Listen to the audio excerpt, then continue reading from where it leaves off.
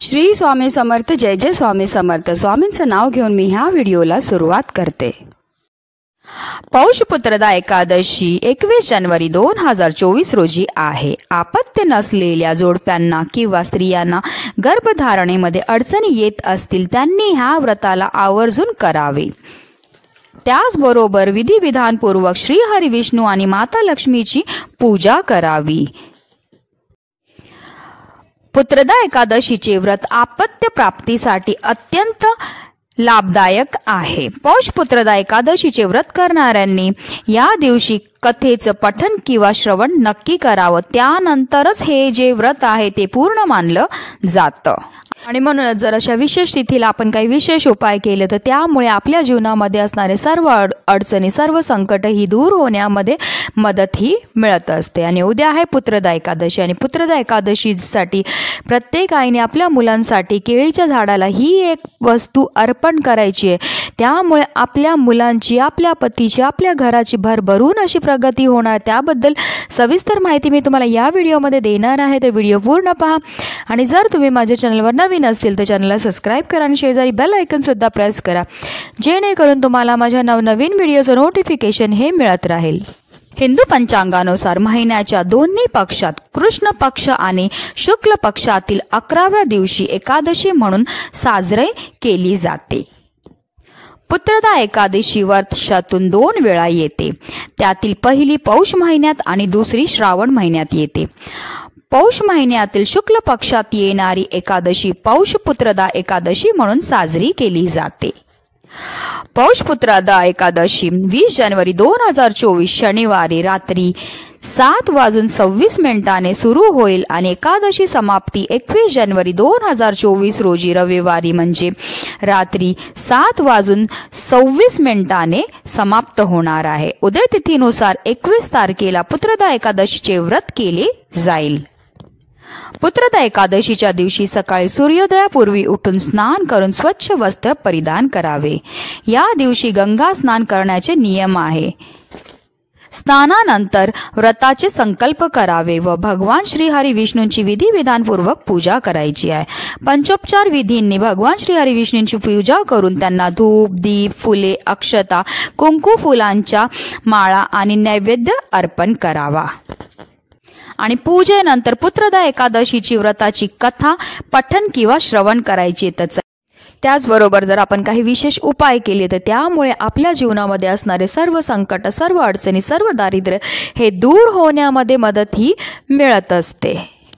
हिंदू धर्मात अनेक झाडे आणि वनस्पतींना पवित्र मानलं गेलं आहे. पिंपळ, तुळशी, केळी, आवळा, शमी यासारखी झाडे आणि वनस्पती त्यांच्यात विशेषता आहे. असे मानले जाते की अशा पवित्र वृक्ष आणि वनस्पतींवर देवी देवतांचा वास असतो. या झाडांची काळजी घेणे आणि त्यांची पूजा करणे देखील खूप शुभ मानलं गेलं आहे. पुराणातही केळीच्या झाडाला विशेष महत्त्व दिलं गेलेलं आहे, कारण जगाचे पालनहर्ता श्री हरी विष्णू या वृक्षात वास करतात, ज्यामध्ये त्यांचे मूळ आणि पाने हे देवगुरु बृहस्पतींचे निवासस्थान मानले जाते. एकादशीच्या दिवशी जर आपण केळीच्या झाडाची पूजा केली आणि त्याचबरोबर तिथे ही एक वस्तू अर्पण केली तर त्यामुळे आपल्या जीवनामध्ये असणाऱ्या सर्व समस्या तर दूर होतातच होतात, पण त्याचबरोबर आपल्या सर्व मनोकामना देखील पूर्ण होतात.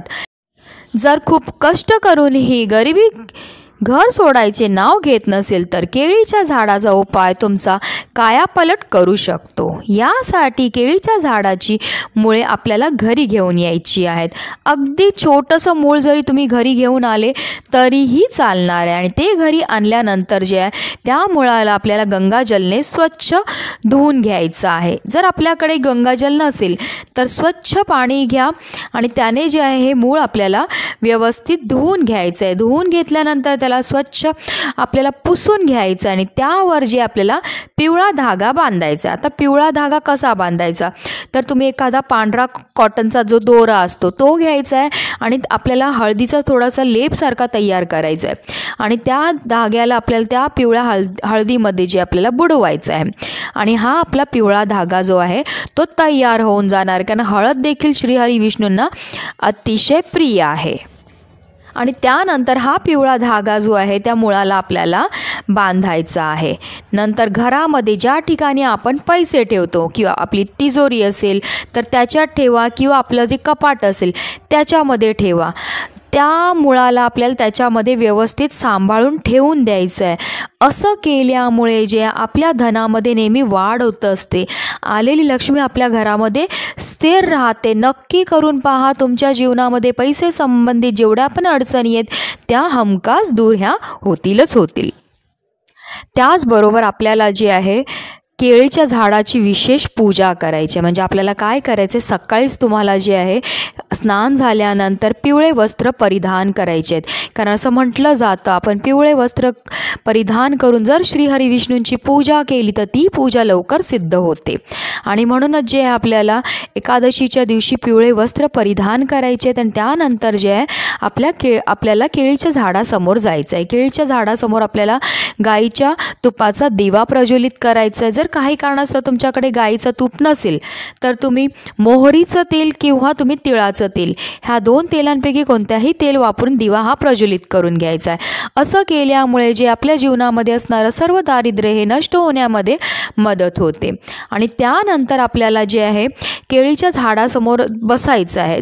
आसन घेऊन जा. तुमच्या घराजवळच झाड असेल तर एक आसन घेऊन जायचं आणि आसनावर बसून आपल्याला केळीच्या झाडाला हात जोडून प्रार्थना करायची आहे. कारण केळीच्या झाडामध्ये साक्षात श्रीहरी विष्णूंचा वास असतो. आणि असं म्हटलं जातं की आपल्या भक्तांच्या प्रत्येक हाकेला श्रीहरी विष्णू धावून येतात. आपल्या भक्तांच्या प्रार्थना ह्या श्रीहरी विष्णू ऐकत असतात. म्हणून आपल्याला मनोभावे श्रीहरी विष्णूंना आपल्या जीवनामध्ये असणाऱ्या सर्व अडचणी ह्या सांगायच्या आहेत. आणि तिथेच बसून आपल्याला 108 वेळा ओम नमो भगवते वासुदेवाय नमः ह्या मंत्राचा जप करायचा.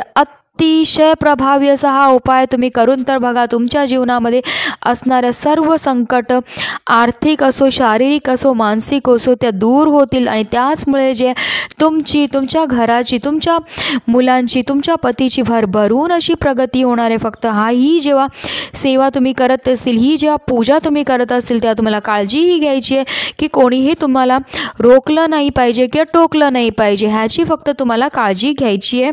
आणि म्हणूनच व्हिडिओ जास्तीत जास्त लोकांपर्यंत शेअर करा जेणेकरून प्रत्येकाचं कल्याण हो हीच मनामध्ये इच्छा. श्री स्वामी समर्थ. जय जय स्वामी समर्थ.